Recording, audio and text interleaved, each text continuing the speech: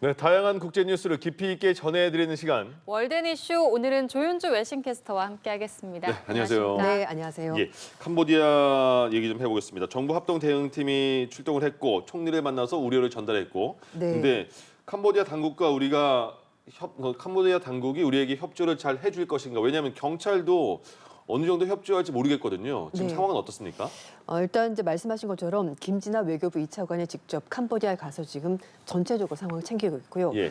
먼저 이 푸놈펜에서 훈마네트 총리를 만났습니다. 그래서 지금 사건에 대해서 굉장히 한국 정부가 많이 우려하고 있다 밝혔고 훈마네트 총리도 심각한 유감, 안타까움 표시했고요. 용의자 체포 그리고 캄보디아 내 한국인 보호를 위해서 더욱더 노력하겠다고 약속을 했습니다. 예. 그러니까 총리를 만나서 직접 얘기를 들은 것이기 때문에 앞으로 좀 적극적으로 협조할 것으로 보이고 좀 빠르게 움직일 것으로 보입니다.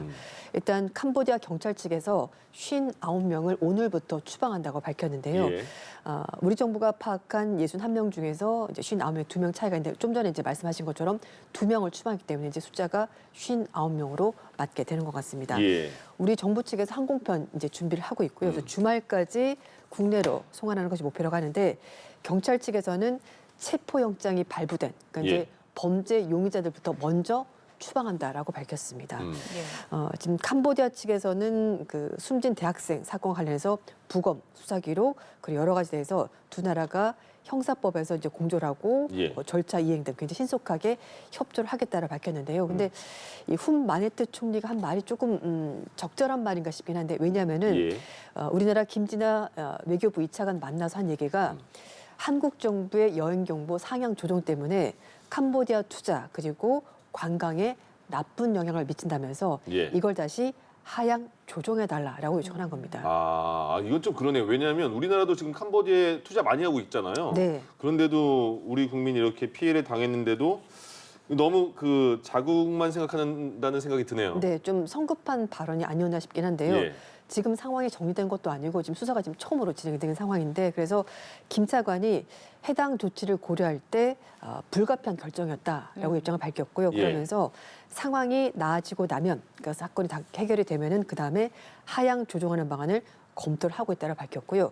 게다가 훈마네트 총리가 이번 사건 때문에 한국 내에서 캄보디아에 대해서 너무 부정적인 여론이 많다, 이미지가 나빠졌다라고 약간 이제 불만을 제기했었거든요. 예. 그랬더니 그런 부분에 대해서는 두 나라가 좀 더 긴밀하게 공조해서 문제를 해결하면 좋겠다라고 밝혔습니다. 예. 이 캄보디아에서 온라인 사기 대응위원회가 음. 7월 27일부터 이번 달 14일까지 합동 단속을 벌였습니다. 그래서 20개 국가 출신의 3,455명 체포했는데요. 캄보디아 수도 푸놈펜뿐만 아니라 18개 지역 92개 거점에서 이런 체포가 진행이 됐는데 예. 국적이 정말 다양했습니다. 예. 중국, 베트남, 태국, 이렇게 동남아시아 국가도 많았고요. 심지어 일본, 나이지리아, 우간다, 시에라레온, 이렇게 아프리카 지역도 있었고요. 러시아, 몽골 등 좀 전방위적으로 좀 확대가 되고 있는 상황이 됐습니다. 네. 캄보디아 당국이 현장을 직접 급습해서 증거물도 압수했는데요. 뭐 컴퓨터, 휴대전화, 여권, 기타 전자장비 등 다양한 증거를 압수했고요.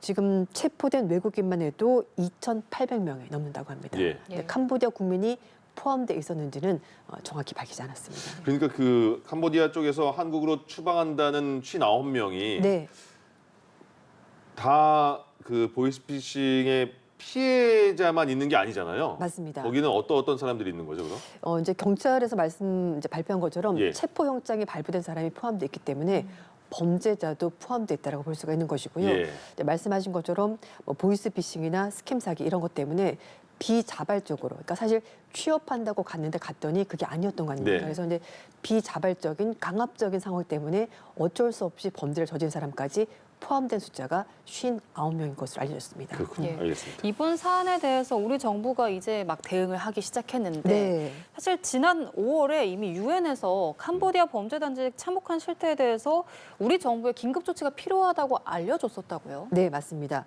유엔 인권 최고 대표 사무소가 지난 5월 19일 날 공동 성명을 발표했는데요. 동남아시아 국가에서 뭐 온라인 사기, 뭐 스캠, 뭐 다양한 임금, 뭐 인신매매 등 다양한 범죄가 벌어지고 있다고 보고서가 나왔고요. 그래서 예. 피해자들이 고문, 학대, 뭐 폭행, 감금 이런 것들을 당하고 있다고 얘기를 하면서 여기에 관련된 국가들, 그러니까 동남아시아 국가 포함해서 우리나라 측에서도 이런 문제가 있으니까 조치를 취해야 된다라고 이미 5월 달에 입장을 밝혔다고 합니다. 예. 유엔을 포함해서 국제사회가 지금까지 지속적으로 이 문제에 대해서 얘기를 했었는데요. 막상 사건이 좀 수면 위로 올라오니까 예. 조사가 진행되는 것에 좀 안타까운 부분이 있고요. 그리고 이미 5월 달에 얘기를 했는데 지금 조사가 되는 거 아닙니까? 그래서 예. 정부의 늑장 대응도 문제가 있다는 쪽이 나오고 있고 이번에 그 유엔 인권 최고 대표 사무소에서 작성한 보고서에 참여했던 전문가들 얘기는 이게 사실은 취약계층을 노리고 저질러진 범죄이기 때문에 이 사람들이 비자발적으로 강압적으로 범죄에 가담한 부분이 있기 때문에 이런 부분 잘 살펴서 이런 사람들을 단순히 뭐 잘못을 저질렀으니까 처벌해야 돼 이게 아니라 좀 세심하게 들여다보고 이런 부분은 감안을 해서 처벌 수위를 조절해야 되는 거 아니냐는 조언을 남겼습니다. 예. 그런데 이 캄보디아 범죄 단지를 실질적으로 지배하는 조직의 상당수가 중국계 범죄 조직인데요. 그러면 한국과 캄보디아 당국의 개입만으로는 좀 어려워 보일 수도 있는데 어떻게 보세요? 네, 맞습니다. 유엔 마약 범죄 사무국 그리고 미국 재무부가 발표한 내용인데요. 이 캄보디아에서 동남아시아 내 온라인 사기 범죄 대부분이 바로 중국계 조직 폭력배와 관련이 있다고 밝혔는데 거기에 예. 사마페가 핵심이라고 밝혔습니다. 많이 들어본 조직 같은데요. 네, 사마페. 맞습니다. 예. 마카오 등지에서 도박 산업을 하면서 이제 세력을 키운 범죄 조직인데요. 중국 당국이 뭐 중국뿐만 아니라 이제 중국 관할에 해당하는 홍콩, 마카오까지 지금 단속을 강화하면서 이 조직들이 단속 강화를 피해서 동남아 지역으로 영역을 확대한 겁니다. 그래서 이제 예. 캄보디아에 가서 이렇게 범죄를 저지르게 된 건데 특히 이 조직들이 기업인 척 사실 사업체를 운영하고 있습니다. 예, 예. 카지노는 호텔. 그래서 캄보디아에 있는 시아누쿠빌 경제구역 이런 데 들어가서 뭐 카지노, 호텔 이런 거 지어놓고서는요. 거기에서 범죄를 저지르는 건데 뭐 14K, 선용 같은 범죄 조직들이 굉장히 활발하게 활동을 하고 있습니다. 예. 특히 이제 그 앞에 훈마네트 총리가 말한 것처럼 이제 캄보디아는 관광 산업이 발달한 것이고 그래서 외국 자본이 많이 들어오거든요. 그러니까 외국 자본이 들어온 상황에서 이런 범죄 조직들이 기업 이미지를 가장을 해서 들어가서 사업을 하는 건데 말씀드렸던 시아누쿠빌 경제특구뿐만 아니라 라오스 북서부에 있는 골든 트라이앵글 경제구역에서도 이런 조직들이 활동을 하는데요. 인신매매, 온라인 사기 그리고 마약 밀매 등 각종 범죄를 저지르고 있습니다. 예. 특히 카지노 이권을 노리고 캄보디아에 진출한 이런 조직들이 코로나19 사태 때문에 이동이 제한되면서 온라인 쪽으로 사업을 바꾸면서 이렇게 사람들을 인신매매해서 범죄 가담을 시키고 있는 거라고 합니다. 예. 이런 피해가 계속 언론에 나오고 있는데도 계속해서 그 광고가 나온다는 거 아니에요? 구직 네, 광고가. 맞습니다. 그게 더 피해가 없었으면 좋겠습니다. 자, 미국에서는요. 미국 국회의사당 근처 공원에 얼음 조각상이 세워졌대요. 네. 근데 민주주의라고 적힌 얼음 조각상이 세워졌다는데 겨울도 아닌데요. 예, 그거 금방 녹아 내릴 텐데. 네, 결국 금방 녹아내렸습니다. 예. 네. 워싱턴 DC에서 15일 날 아침 6시에 1.5m 그리고 예. 너비 5.2m의 민주주의, 그러니까 대문자로 디모크래시라고 저거군요. 네, 맞습니다. 예, 저게 예. 이제 나왔는데요. 이걸 만든 사람이 예술가 로라 리고라로 그리고 마샬리스가 제작을 한 거라고 하는데 예. 이미 C가 없어졌네. 제작한 이유가 있습니다. 트럼프 행정부가 미국의 민주주의를 녹아내리게 만들고 있다. 상징적인 의미는 네, 크네요. 예. 이렇게 만든 거라고 하는데요. 그래서 이제 작가들이 말하는 것이 워싱턴 DC에서 얼음이 녹아내리는 것을 본 사람들이 지금 미국의 민주주의가 정말 이렇게 위험해지고 있구나라는 것을 깨달으라고 만든 예. 작품이라고 합니다. 사실 지금 겨울이 아니니까 금방 녹겠죠. 예. 그래서 이제 이게 아침에 설치를 해서 저녁까지 전시를 하려고 했었는데요. 네. 워낙 날씨가 좋고 뜨겁다 보니까 예. 녹아내려서 예정보다 빨리 철수를 했다고 합니다. 그러니까 처음에 D 만들고 쭉 오다가 Y까지 만들면 D 없어질 것 같고 이렇게 왔다 갔다 했을 것 같은데. 근데 이제 만들어가지고 이제 이걸 트럭에 싣고 갖고 온 거예요? 네, 그렇군요. 설치를 한 겁니다. 거기서 막 한 게 아니군요. 네. 알겠습니다. 예, 알겠습니다. 트럼프 정부의 난민 제도 개편에 관련해서 이야기를 좀 해보겠습니다. 네. 백인을 우대하는 방향으로 제도를 좀 대대적으로 개편할 예정이라고요. 그렇습니다. 뉴욕타임스가 보도한 내용이고요. 트럼프 정부가 지금 강력한 이민 정책을 펼치고 있는데 그것과 약간 결을 맞췄다고 해야 될 것 같습니다. 백인을 우대하고 수용률을 대폭 줄이는 난민 제도를 지금 구상을 하고 있고요. 이게 예. 시행이 될지 아직 정확치 않습니다만 어쨌든 트럼프 정부에서는 굉장히 구체적으로 얘기를 하고 있다고 하는데요. 일단 영어권 백인 그리고 남아공에 있는 백인 유럽인을 위주로 해서 우선적으로 난민을 받는다고 합니다. 그래서 작년까지 난민을 12만 5천 명 받았는데요. 이걸 대폭 줄여서 7,500만까지 받은 것으로 얘기를 하고 있고요.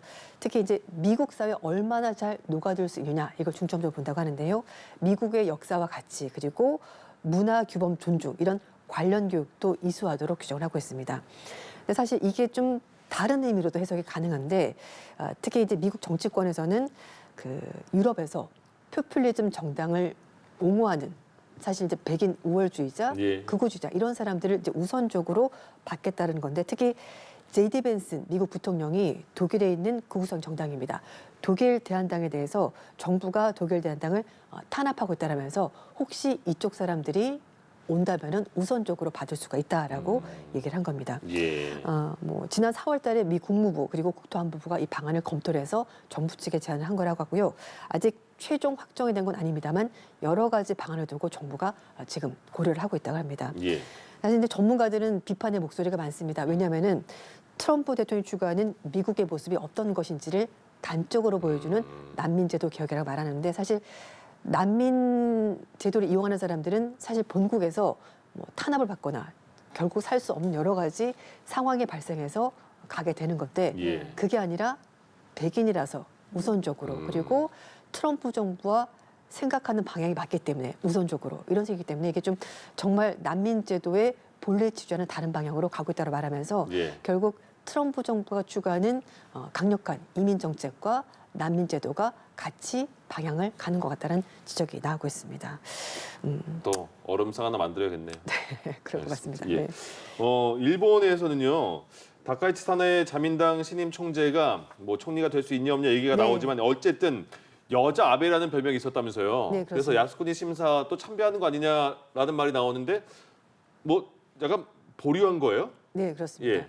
뭐 여자 아베란 별명도 있고요. 본인은 그것보다는 일본의 대처 이 별명을 더 그게 더 좋나 보군요. 네, 예. 듣고 싶어 한다고 하는데요.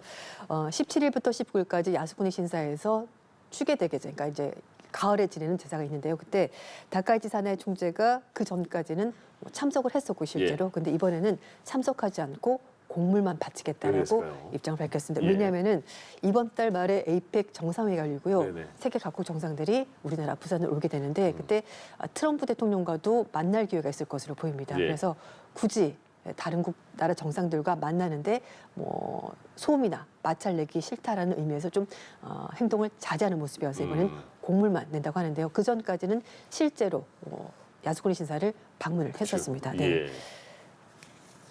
네, 그 다음 주에 이제 이시바 시로 총리 후임을 뽑는다면서요? 네, 그렇습니다. 근데 지금 상황이 직전까지는 이 사나의 총재가 공명당과 이제 갈라선 다음에 연정이 깨진 다음에 와 그럼 자민당 총재인데 총리 안 되는 거 아니야라는 말이 나왔었는데 네. 다시 분위기가 좀 바뀌었나 봐요. 네, 그렇습니다. 그러니까 자민 공명당이 연립여당 정부고요. 그리고 나머지 정당들이 야당 3당이 있는데 예. 그 중에 하나인 일본 유시네와 다카이치 사나의 총재가 손을 잡았습니다. 그래서 총리 선거 가능성에서 이길 가능성이 높아지게 된 건데요. 예. 사실 이제 총리 선거가 21일 치러질 예정인데 그 전까지만 하더라도 21일도 힘들겠다. 왜냐하면 공명당의 결별을 선언했고 이렇다 할 대안이 없었거든요. 근데 일본 유시네가 손을 잡으면서 가능성이 높아졌습니다.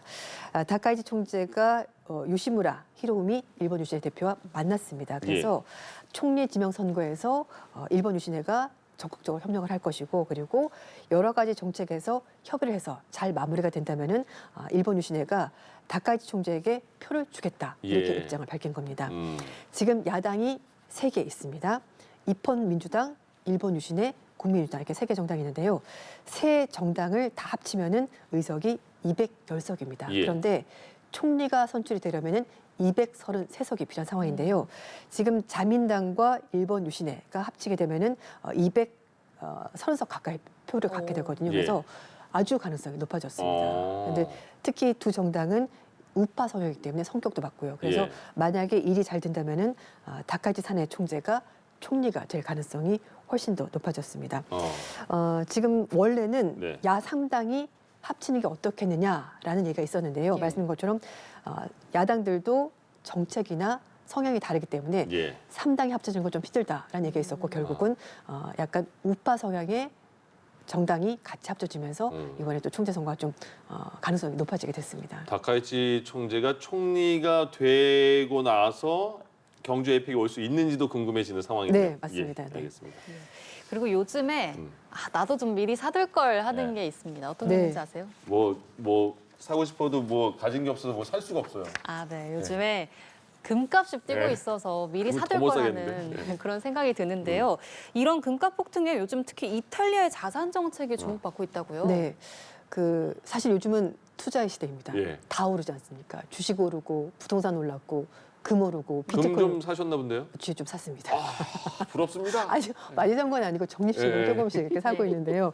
이탈리아가 요즘 금값이 열일 치솟고 있는데 활짝 웃고 있습니다. 예. 왜냐하면 예. 이탈리아는 유럽 국가 중에서도 부채가 많은 나라에 속하거든요. 그래서 금이 그렇게 많으면 차라리 금 팔아서 빚 갚자라는 얘기했었는데 절대 팔지 않고 계속 견디면서 지금까지 예. 이탈리아 중앙은행이 가지고 있는 금 보유량이 저 보세요. 금 보유량이 네. 저거 실제래요, 실제. 이탈리아 그가 갖고 있는 금을 사진을 찍은 거래요. 네. 엄청 많네요. 저게 얼마냐면요. 네. 2,452톤입니다.